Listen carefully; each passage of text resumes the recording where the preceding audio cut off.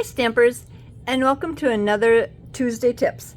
So today I am going to use the Apple Harvest set, and that is in the mini holiday mini catalog, and and that is on page 54. So we're going to be using the watercolor paper, and that is found in your annual catalog, and that is right here. So can you see there? Okay, that's there.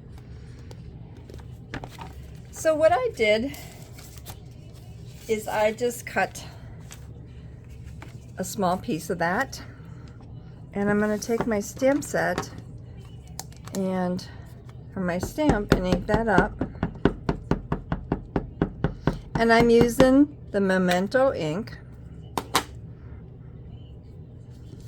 and just gonna ink that up. Okay, so we've got that, and just make sure that it is dry. And I'm using the ink pads real red, and what I did is I kind of squished them. Some of the newer ones you can't, but I have some of the older ones, and that's just puts color right in the palette there. I can't see if you see that.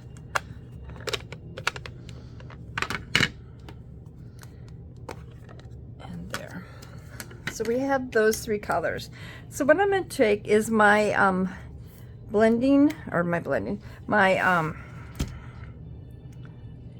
I just lost it, what it is.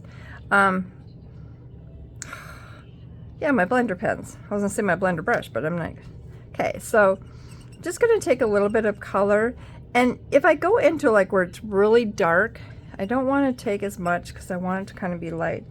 But your papers will, with the watercolor papers, it'll be more vibrant.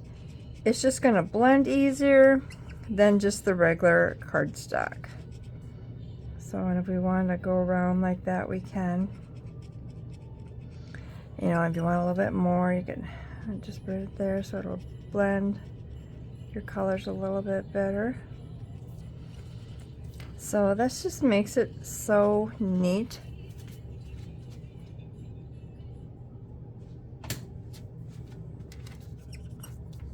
So, and there's some shadowing on this, so if I go into a little bit darker, I can kind of go along there, pick up some of my darker color.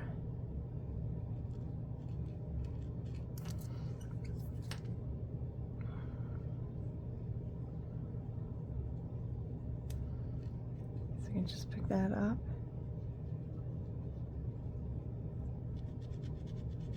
I guess if you need it, blend a little bit.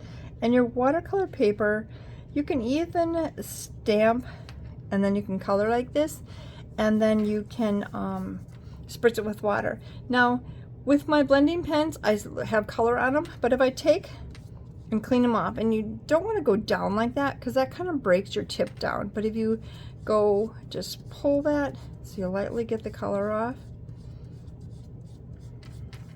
So then I'm just gonna color a couple here. So again, I'm just gonna go with my leaves, and I just color with the lighter color first, and then if I want to come back with the dark to do some kind of shadowing, it just gives it a little bit more texture look. So now if I come do that, you know, if I wanted to come up here,